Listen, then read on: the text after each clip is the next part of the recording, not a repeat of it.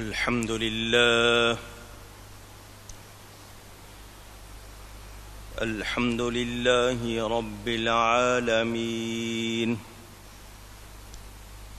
والعاقبة للمتقين والصلاة والسلام على رسوله سيد المرسلين رحمة للعالمين شفيع المذنبين سيد الأولين والآخرين سيدنا ومولانا محمد رسول رب العالمين وعلى آله وصحبه أجمعين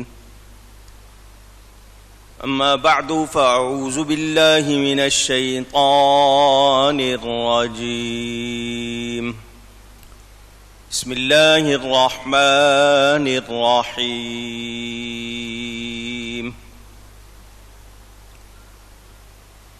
إن هي إلا حياتنا الدنيا نموت ونحيا وما نحن بمبعوثين إن هو إلا رجل افترى على الله كذبا وما نحن له بمؤمنين صدق الله العلي العظيم. محبت کے ساتھ ایک مرتبہ دروشی پڑھ لیجئے.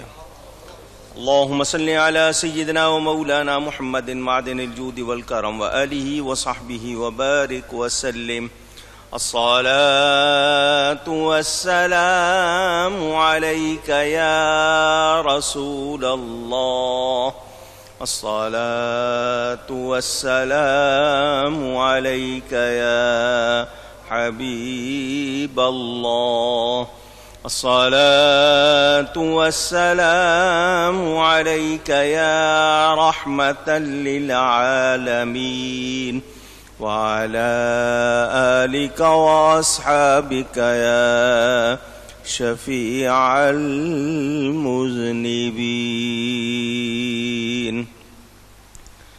حمد و صلات کے بعد قرآن کریم کی سورۃ المومنون میں آپ نے حضرت نوح علیہ السلام کے حوالے سے اور ان کی قوم کی باتیں تفسیر کے بیان میں سنی. ان کے بعد حضرت ہود اور حضرت صالح علیہ السلام کی قوم کا ذکر آیا. وہ لوگ جنہوں نے اپنے ہاتھوں سے بنائے ہوئے پتھر یا مٹی کے بت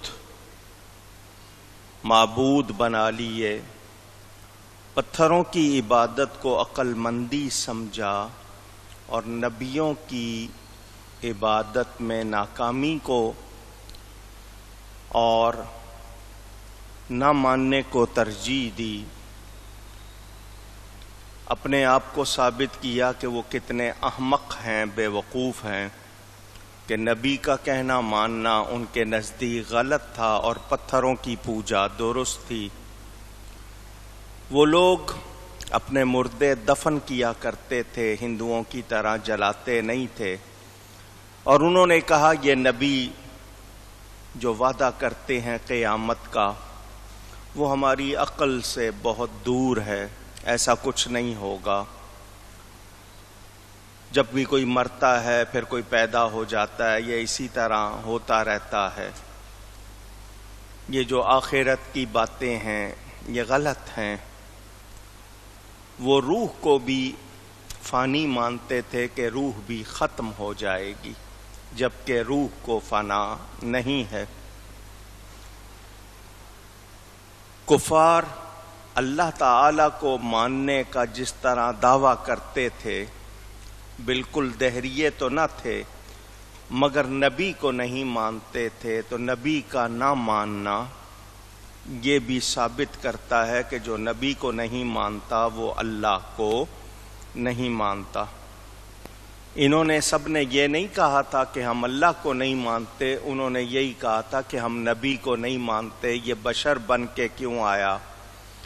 فرشتہ ہونا چاہیے تھا، کھانے پینے سے بے نیاز ہونا چاہیے تھا۔ شیطان نبی کو نہیں مانتا، اس نے نبی کو ماننے کا انکار کیا۔ وہ باقی سب کچھ مانتا ہے مگر کافر ہے۔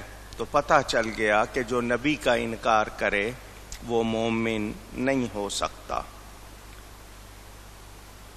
ان سب نے آخرت کا انکار کیا اور نبی کے لیے کہا کہ وہ ایک بشر ہے۔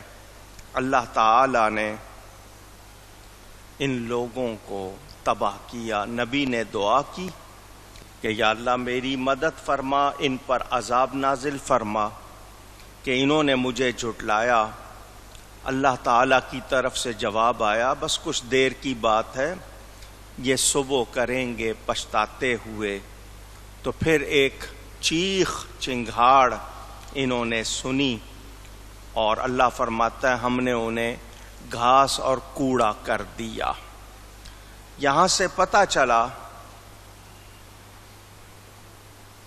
کہ توبہ کا دروازہ جب تک کھلا ہے، توبہ کا ایک وقت ہے، اگر کوئی توبہ اس کے درمیان نہیں کرتا تو پھر اس کی توبہ قبول نہیں ہوتی۔ وہ لوگ جو عذاب دیکھ کر اپنے کفر پر شرمندہ ہوں گے، اس وقت ان کو شرمندگی کا کوئی فائدہ نہیں ہوگا۔ یہ بھی معلوم ہو گیا کہ انسان کے اندر برداشت کی ایک حد ہے۔ فرشتے کی چیخ کو انسان برداشت کر سکتا نہیں۔ بجلی کی کڑک، بادل کی گرج سے انسان دہل جاتا ہے، فرشتے کی چیخ تو اس سے بھی بہت بڑی چیز ہے۔ حضرت صالح علیہ السلام کی قوم سمود کا آپ نے یہ ذکر سنا۔ اللہ فرماتا ہے دور ہوں ظالم لوگ۔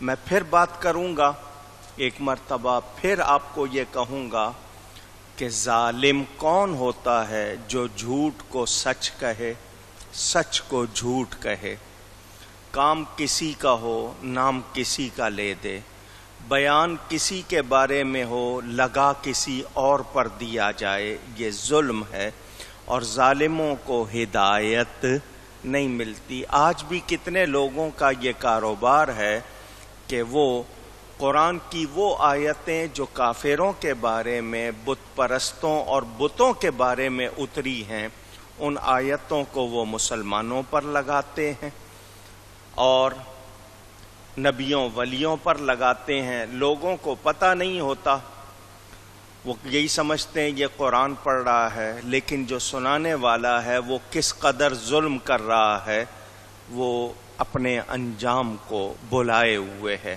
اللہ فرماتا ہے پھر ان کے بعد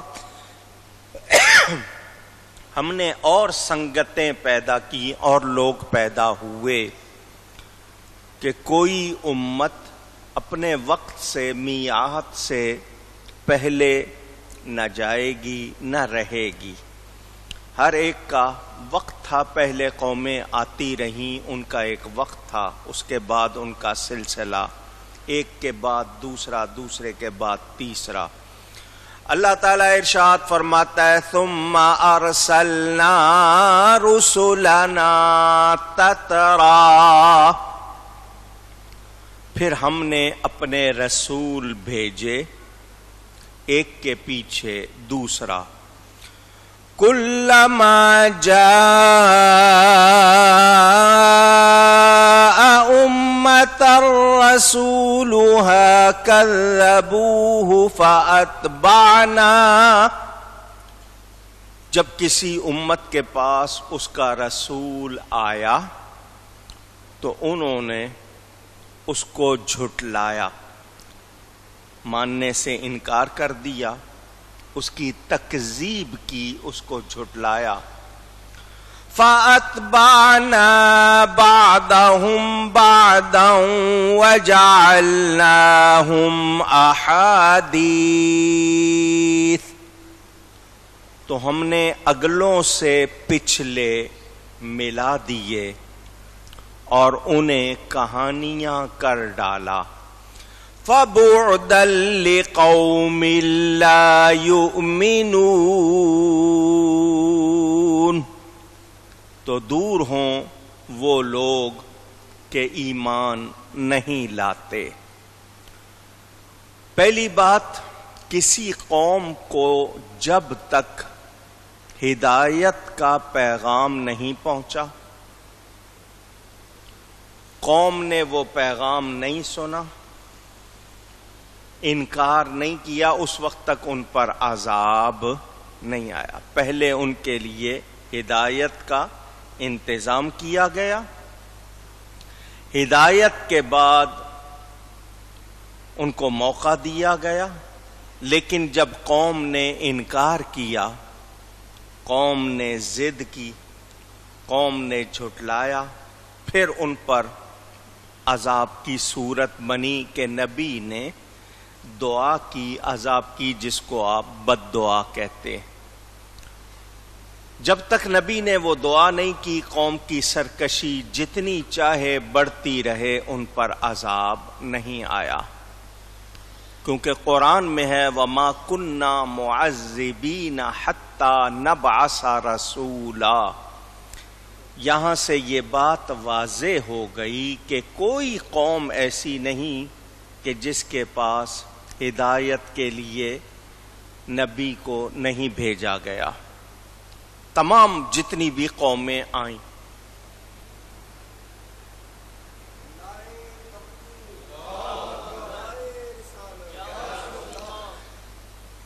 وہ لوگ جو یہ کہتے ہیں کہ ہم مسلمانوں کے گھر میں پیدا ہو گئے، مسلمان ہو گئے، جن کے پاس نبی نہیں آئے، ان کا کیا قصور؟ تو قرآن نے بتا دیا کوئی ایسا نہیں جہاں نبی نہ بھیجا گیا ہو۔ نبی کو ہر علاقے میں بھیجا گیا، ہر قوم کے پاس بھیجا گیا۔ جب قوم نے انکار کیا، نبیوں کو جھٹلایا، سرکشی کی، سرکشی کا مطلب حد سے بڑھ گئے، اور پھر انہوں نے وہ کچھ کیا کہ نبی نے دعا کر دی بد دعا کے لیے، جس کو ہم لفظ استعمال کہتے ہیں دعائے ہلاکت یا عذاب، پھر اس پر عذاب آیا۔ حضرت شعیب علیہ السلام، لوط علیہ السلام، ان کی قوموں کے احوال آپ سنتے رہتے۔ یہ تمام قصے ہماری عبرت کے لیے بیان ہوئے کہ ہم ان کو سن کر سبق حاصل کریں اور ان برائیوں میں خود کو نہ ڈالیں۔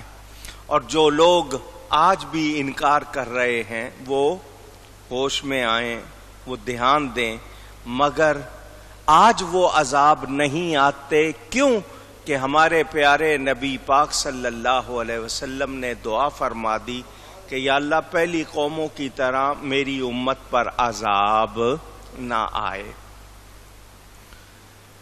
اب یہاں آپ نے سنا کہ ہر امت کی ایک میعاد تھی، ایک زمانہ تھا، ایک وقت تھا۔ پہلے تمام نبی کسی نہ کسی قوم، کسی علاقے اور کسی وقت کے لیے آئے۔ جب وہ وقت پورا ہو گیا، ان کی نبوت کا زمانہ ختم ہو گیا، دوسرا نبی آ گیا۔ مگر ہمارے پیارے نبی پاک صلی اللہ علیہ وسلم پوری کائنات کے نبی ہیں اور قیامت تک انہی کا زمانہ ہے۔ ان کے بعد کسی قسم کا کوئی نبی نہیں ہے، یہ یاد رہے۔ اللہ فرماتا ہے ہم نے پھر رسول بھیجے ایک کے پیچھے دوسرا۔ جب بھی کسی امت کے پاس اللہ کا بھیجا ہوا رسول آیا تو ان قوموں نے اپنی عادت کو یہی ایسا ہی رکھا کہ رسولوں کا انکار کرتے رہے۔ تو پھر انکار کرنے والوں کا وہی حال ہوا جو پہلوں کا، یعنی اگلوں سے پچھلوں کو ملا دیا، یعنی ہلاکت کے حوالے سے جیسے پہلے برباد ہوئے تھے ان کو بھی برباد کر دیا. ورنہ یہ کفار نہ دوزخ میں ملے ہوئے ہوں گے نہ برزخ میں، بتایا عذاب میں، ہلاکت میں. ہر قسم کے کافروں کا علیحدہ ٹھکانہ ہوگا، سب ایک درجے میں نہیں ہوں گے. اللہ نے جب ان کو ہلاک فرمایا تو پھر ان میں سے کوئی ایک فرد یا ایک آدمی بھی نہیں بچا، صرف ان کی باتیں رہ گئیں، ان کی کہانیاں رہ گئیں، ان کے قصے رہ گئے جو قرآن میں بیان ہوئے کہ ایسے لوگ ہوئے تھے. مثلاً علاقے، اگر آج بھی دنیا کے نقشے پہ دیکھا جائے تو وہ علاقے آج بھی نظر آتے ہیں. آپ کے اپنے پاکستان میں یہ مونجو ڈورو کیا چیز ہے؟ دھسا دیا گیا زمین پر، ان کو زمین کے اندر دھسا دیا گیا. آج زمین کھود کر آپ دیکھ رہے ہیں کہ اندر کوئی قوم تھی، ان کی کوئی تہذیب تھی. مدائن صالح موجود ہے، مدینہ منورہ سے آگے جائیں پہاڑوں میں وہ پورا علاقہ جن میں وہ لوگ رہتے تھے، تو وہ کہانیاں کہ یہاں کوئی قوم تھی مگر ان میں سے کوئی بھی بچا نہیں. تو اب یہ دیکھ کر کے کیسے مضبوط گھر بنائے ہوئے تھے، کتنے ان لوگوں کے اندر کاریگری کے وہ لوگ ماہر تھے، کچھ بھی ان کا بچا نہیں، صرف باتیں رہ گئیں. تو جو سمجھدار ہوگا وہ پہلوں کے انجام سے سبق حاصل کرے گا اور اپنے آپ کو مصیبت سے، معصیت کا مطلب گناہوں سے بچائے گا، نافرمانی سے بچائے گا. سمجھدار اسی کو کہیں گے جو پہلے کا انجام دیکھ کر اپنے آپ کو سنبھال لے گا. میں نے اس حوالے سے آپ کو ایک بات پہلے بھی سنائی تھی، ایک مرتبہ پھر سناتا ہوں تاکہ آپ کو پتہ چلے یہ قصے جو ہیں یہ ہمارے لیے کتنا بڑا سبق ہے. مولانا روم رحمت اللہ علیہ نے اس کو بیان کیا، آپ نے پہلے بھی سنا ہوا ہے. شیر جنگل کا بادشاہ، لومڑی اور بھیڑیا. آپ ان جانوروں کے اردو میں نام جانتے ہیں، ورنہ دوسری زبان میں بھی آپ کے سامنے نام موجود ہیں. یہ تینوں نکلے شکار پر.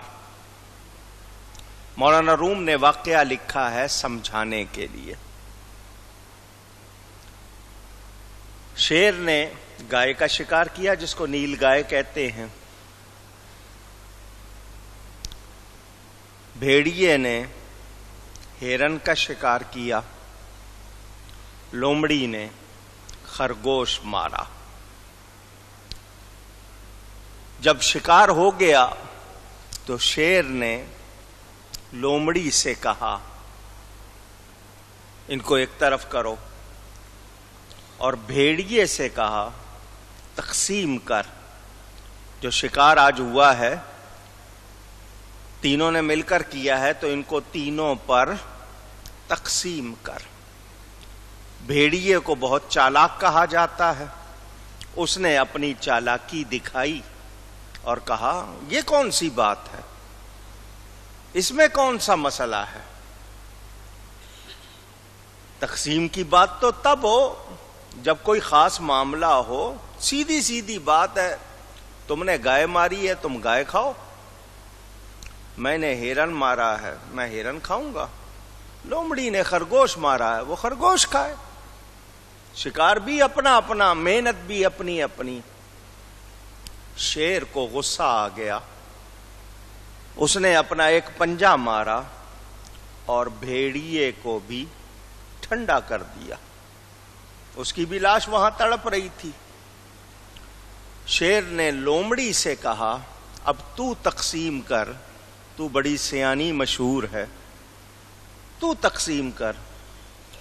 اس نے کہا بادشاہ سلامت، ابھی آپ ناشتے کے طور پر ایسے ہی پسند فرمائیں تو خرگوش کھا لیں.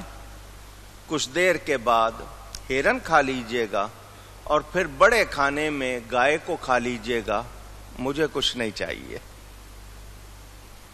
شیر خوش ہو گیا، اس نے کہا تو نے یہ تقسیم کہاں سے سیکھی؟ تو نے اپنے لیے کچھ نہیں رکھا، تو نے یہ تقسیم کی، مجھے کہا کہ ابھی ایسے ہی چکھنے کے طور پر خرگوش لے لوں، پھر بعد میں ہرن کھا لوں اور اس کے بعد کھانے کے طور پر گائے کھا لوں۔ یہ تقسیم تو نے کہاں سے سیکھی؟ تو اس نے کہا بھیڑیے کے حال سے۔ بھیڑیے کے حال سے، جو حال اس کا ہوا ہے اس سے میں نے یہ تقسیم سیکھی۔ شیر خوش ہو گیا، اس نے کہا جاؤ یہ تینوں تم کھا لو، ہم کچھ اور مار لیں گے۔ مولانا روم یہ لکھ کے فرماتے ہیں ہمارے سامنے ہیں ساری باتیں، پہلی قوموں کا حال، بعد میں آنے والوں کی ہوس، سب کچھ ہم دیکھ رہے ہیں۔ ہم اگر سبق حاصل نہ کریں تو پھر اس جانور سے بھی گئے گزرے ہیں یا نہیں ہیں؟ رب نے وعدہ کیا ہے ہمارے لیے نعمتوں کا، عزت کا، جنت کا، بھلائی کا، مگر ہم اس پہ نہیں جاتے۔ وہی پہلی قوموں میں جو خرابیاں تھیں وہی اپنا رہے ہیں، تو کیا ہم کامیاب ہوں گے؟ بتائیے۔ تو سمجھدار وہی ہے جو پہلوں سے سبق حاصل کرے، پہلوں سے سبق حاصل کرے۔ تو یاد رہے وہ لوگ جو سبق حاصل نہیں کرتے پھر وہ کہانیاں بن جاتے ہیں۔ کتنے لوگوں کی آج باتیں ہیں ان کا کوئی کہیں پتہ نہیں ہے، باتیں ایسا تھا ایسا تھا ایسا تھا۔ یاد رکھیں، اور جن لوگوں نے اللہ کی فرما برداری کی، بتائیے آج بھی لوگوں کے دلوں میں زندہ ہیں یا نہیں ہیں؟ آئیے دنیا کے حساب سے دیکھ لیجئے۔ ہمارے نبی پاک صلی اللہ علیہ وآلہ وسلم کی ہجرت سے ہجری کیلنڈر شروع ہوا، آج 1435 سال بتائے جاتے، 1425 سال پردہ فرمائے ہو گئے ان کو۔ اس 1425 سال کی تاریخ میں